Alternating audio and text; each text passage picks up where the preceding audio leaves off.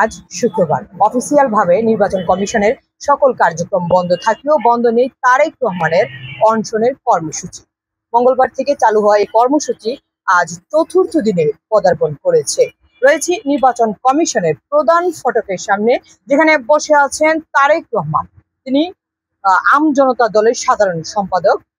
আমরা কথা বলবো তার সাথে, জানবো কবে নাগাদ শেষ হচ্ছে তার এই অনশন কর্মসূচি। ইতিমধ্যে আমরা তার নেতা কর্মীদের সাথে কথা বলেছি, তাদের নেতা কর্মীরা আমাদেরকে জানিয়েছেন তিনি অনেকটা অসুস্থ হয়ে পড়েছেন। তার পরিবার পরিজন, নেতা কর্মী, তার শুভাকাঙ্ক্ষী সকলের উদ্বেগ বাড়ছে, তবুও তিনি তার দাবি থেকে অনড়। তার একটাই দাবি, তার চাই দলের নিবন্ধন না পাওয়া পর্যন্ত তিনি ছাড়ছে না নির্বাচন কমিশনের প্রধান ফটকটি। আমরা এখন কথা বলবো ভাইয়ার সাথে, জানবো ভাইয়ার পরিস্থিতি।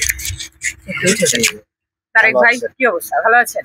জি আলহামদুলিল্লাহ ভালো। যদিও আপনি অনেকটা অসুস্থ আছেন, শারীরিক অবস্থা আপনার অনেক খারাপ যাচ্ছে, আমরা দেখেছি সেলাইন আছে সাথে, এবং আপনার নেতাকর্মীদের সাথে আমার কথা হয়েছে, আপনার নেতাকর্মীরা জানিয়েছেন যে আপনার শারীরিক অবস্থা খুবই খারাপ যাচ্ছে। তো কি ভাবছেন, কি অনির্দিষ্ট কালের জন্য সত্যি সত্যি কি কর্মসূচি, নাকি শারীরিক অবস্থা চিন্তা করে এখন অনশন ভাঙার কোনো কিছু ভাবছেন? এটা ৭৩ ঘন্টা চলছে এখন।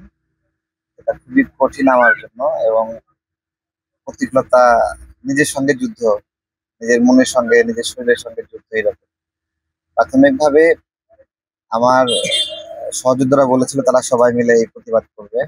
আমি চাইনি যে এখানে একটা মিছিল নিয়ে তারা আসুক, এখানে আমাদের ২০০ জন, তখন তো তারা ওই পাশে ৫০ জন দাঁড়াবে। তো এইটা আমি চাইনি যে এই গেটে ধাক্কাধাক্কি হোক।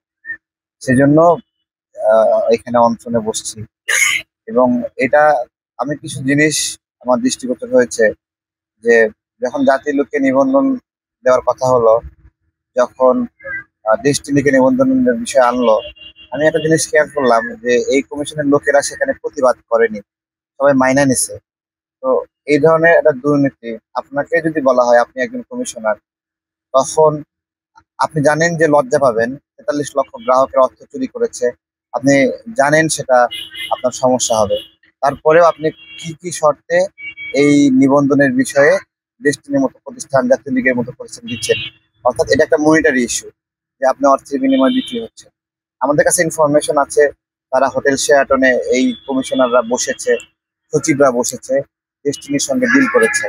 তো এইভাবে যদি টাকার কাছে বিক্রি হওয়া মানুষগুলোর হাতে আমাদের নির্বাচনী ব্যবস্থাপনা থাকে, যারা আমাদের ১৮ সালে সুন্দর একটা নির্বাচন উপহার দিছে, ২৪ সালে আরো সুন্দর নির্বাচন উপহার দিছে, তো তারাও তো সামনেই নির্বাচন আয়োজন করছে।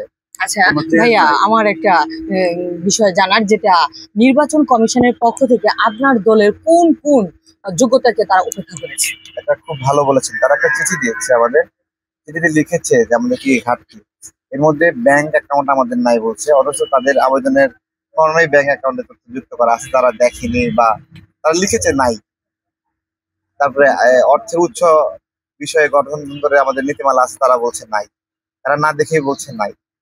তারপরে নারীদের ৩৩% অংশগ্রহণ, প্রতিনিধিত্ব রাখার কথা আমরা রেখেছি, এটা আমাদের গঠনতন্ত্রের ১৬ নম্বর অনুচ্ছেদ, তারা বলছে তারা পায়নি। তো এইরকম ভাবে ২২টি জেলায় তারা তদন্ত করেছে, তার মধ্যে ২০টি জেলায় আমাদের কার্যক্রম পেয়েছে, যেটা পায়নি। কিন্তু আমরা জমা দিয়েছি ৪৩টি জেলা, ৪৩টির মধ্যে ৩৪টিতে আমাদের অফিস আছে।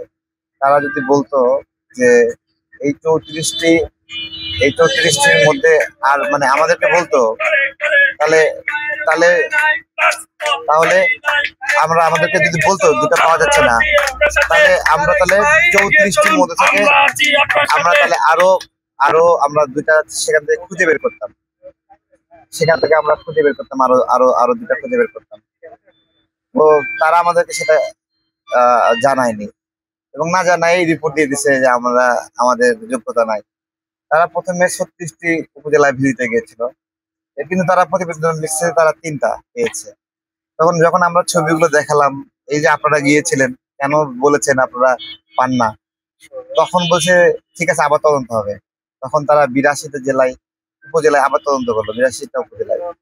সেই ৮২টা উপজেলায় তদন্ত করার পরে হঠাৎ করে তারা তদন্ত স্থগিত করে দিল। এরপরে বললো সচিবরা তদন্ত করবে। তো তো সচিবরা তদন্ত করার বিষয়ে যখন আসলো, সব জায়গায় তারা গেল না, 66 উপজেলায় গেল। আমরা সবগুলো ছবি ভিডিও রেখে দিলাম, তারা রিপোর্ট দিচ্ছে 33টা। তো ওরা যদি নাই যায় তাহলে অনুসন্ধানটা হবে কিভাবে? এরকম দুর্নীতিগ্রস্ত এবং দুর্বৃত্ত পরায়ণ একটা এই তদন্ত ব্যবস্থাপনা সেখানে ছিল। এগুলো যখন হাতে নাতে ধরছি আমরা, তাদেরকে এই প্রমাণগুলো আমরা দেইনি। তাদেরকে এই প্রমাণগুলো আমরা দেই নাই। এই প্রমাণগুলো দেই নাই কেন?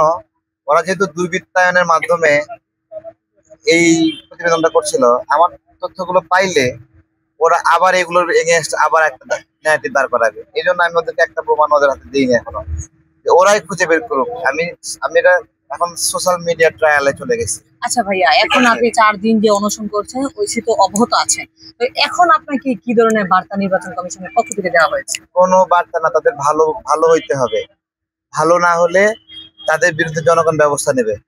এবং রাজনৈতিক দলগুলোকে বলছি, এদের উপর যদি ভরসা করেন, আপনারা যদি মনে করেন এদেরকে টাকা দিয়ে কিনে নিয়ে কাজ করবেন, তাহলে টাকা দিয়ে কিনে নেওয়ার পরে অন্য একটা টিম এসে আর একটু বেশি টাকা দেবে, তখন তাদের কাছে আবার বিক্রি হয়ে যাবে। ঠিক আছে?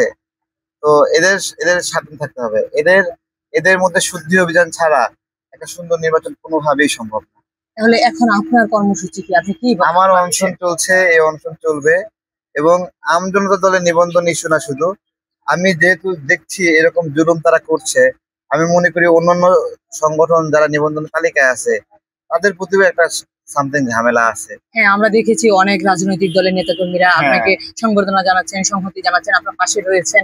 এই বিষয়ে আপনি কি বলতে চান? এটা প্রথমত আমি চাইনি কোনো রাজনৈতিক দলের কেউ ভিতরে গিয়ে চাপ দিক, তাহলে সে সারা জীবন বলবে সে আমার নিবন্ধন নিয়ে দিচ্ছে। তো সেই জায়গা থেকে তাদেরকে আহ্বান করছি, আপনারা কেউ ভিতরে গিয়ে চাপ দিবেন না। তো তারা যেটা এখন করছে, ফেসবুক সামাজিক যোগাযোগ মাধ্যমে এখানে আসছে।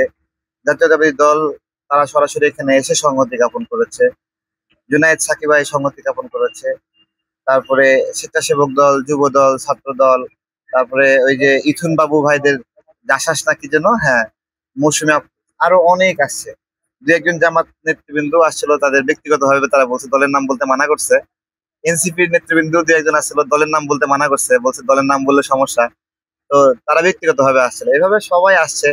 গণ অধিকার পরিষদের রাশিদ খান ভাইরা আসছিল এবং অন্যান্য অনেক সংগঠনের নেতৃবৃন্দ আসছে। সবার মধ্যে কৃতজ্ঞতা আপনাদের এবং দোয়া এবং ভালোবাসার কারণে আমি হয়তোবা আমাদের দলের নিবন্ধনটা পাবো। দর্শক, আপনারা দেখতে পাচ্ছেন তারেক রহমান অনেকটা ক্লান্ত এবং শারীরিকভাবে অনেক বেশি অসুস্থ হয়ে পড়েছেন। তবে তার একটাই দাবি, তিনি যতক্ষণ পর্যন্ত এই দলের নিবন্ধন না পাচ্ছেন এবং ইসি যতগুলো রাজনৈতিক দলকে নিবন্ধন না দিচ্ছে ততক্ষণ পর্যন্ত তিনি তার এই দাবিতে অনড়। তিনি এখান থেকে কোনোভাবেই নড়ছেন না। তার পরিবার পরিজন এবং তার শুভাকাঙ্ক্ষী, তার আত্মীয় স্বজন, বিভিন্ন নেতাকর্মীরা তাকে এখান থেকে সরে যাওয়ার কথা বললেও তিনি এখনো এই দাবি প্রত্যাখ্যান করবেন না বলে আমাদেরকে সাফ জানিয়ে দিচ্ছেন। এই ছিল নির্বাচন কমিশন ভবনের সামনে থেকে আমার কাছে সর্বশেষ। সীমা প্রধান, চ্যানেল এস, ঢাকা।